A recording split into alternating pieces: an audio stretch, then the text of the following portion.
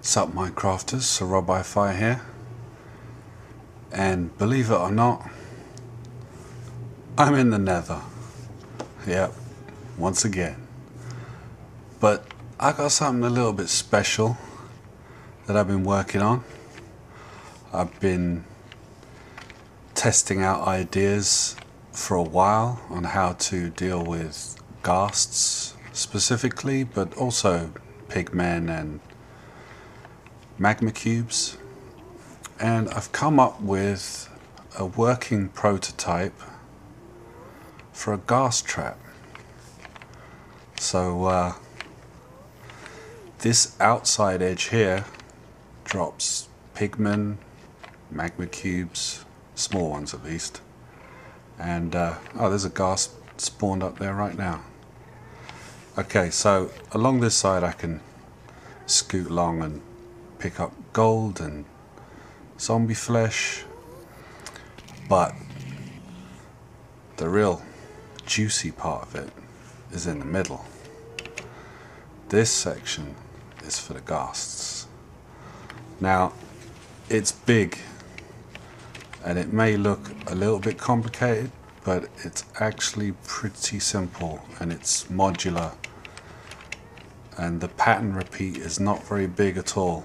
If you go from this block here out to this pressure plate, it's this section here at this level and the section below it, which is the same, but vertically the pattern repeats from here to here.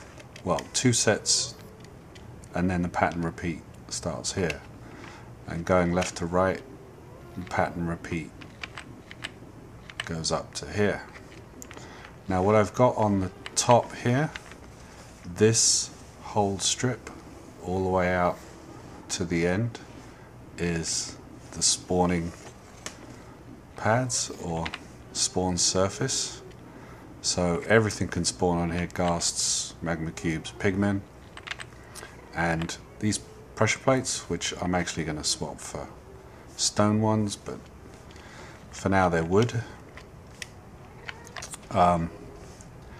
When a ghast sits on one of these, they put out these pistons which push out 2 blocks, and they are spaced so that wherever they are along this row, they'll get shoved out into the middle here.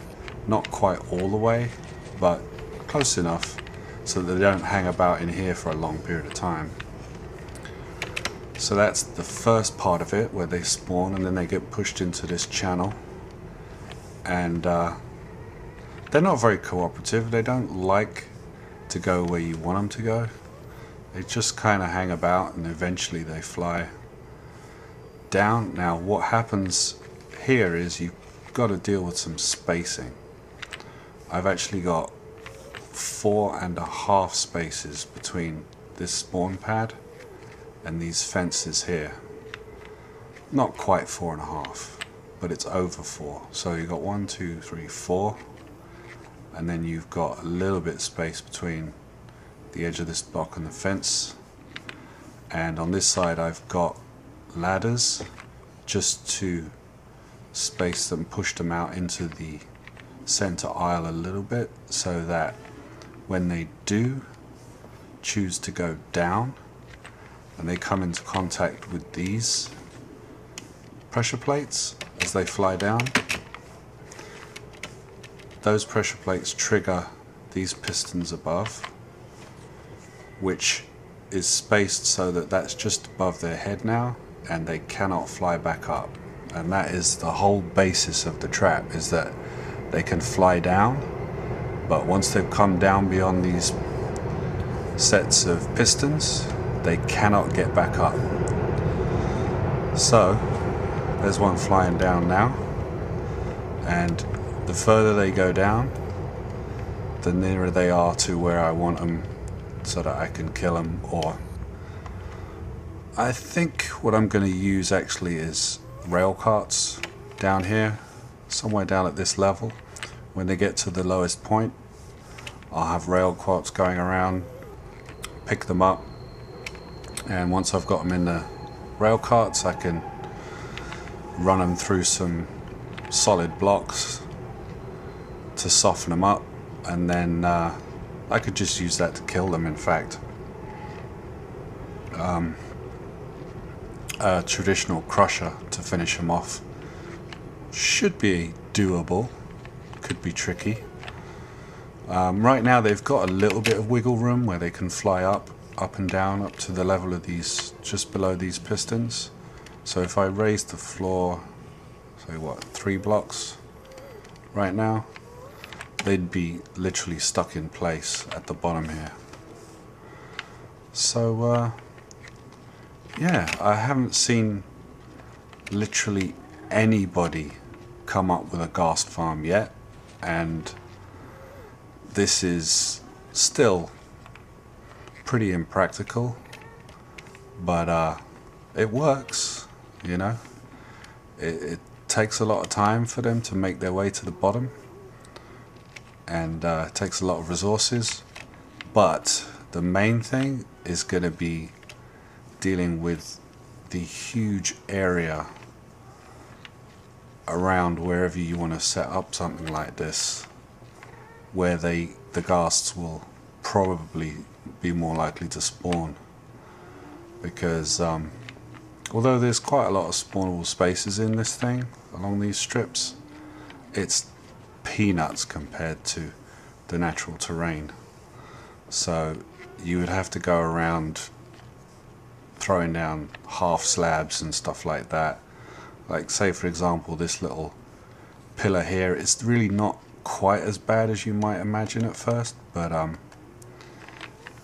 see, on this whole pillar of netherrack, for example, there's a space right there that a ghast could spawn on, because from that block he's got 2 blocks free to the side, and all around is complete air blocks, 5 by 5.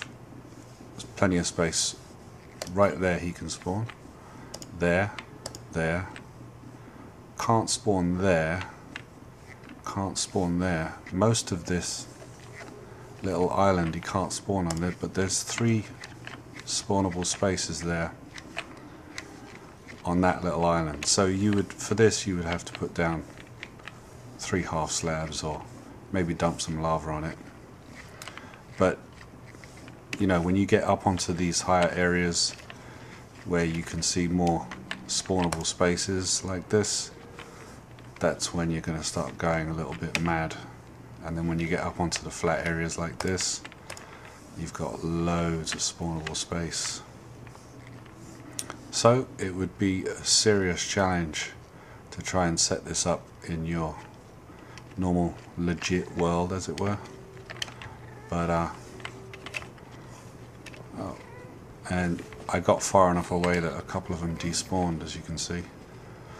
You have to get pretty far away. It's not like normal hostile mobs where if you go over 32 blocks they despawn. It's a lot more than that. I don't know exactly how many it is, but it's a lot. I don't know, 150 or more is a guess. But yeah, I hope you like it. Once I've done a little bit more work on it, maybe set up a kill system for the ghasts, some rail carts and stuff, then I'll give you guys a closer look. And if you like it, please do a thumbs up and comment and subscribe and all that good stuff, because I think this one's pretty special. It's all very well doing a nice XP farm like my Blaze farm and things like that, but this is something I don't think anybody's actually pulled off yet. So yeah, see you guys later.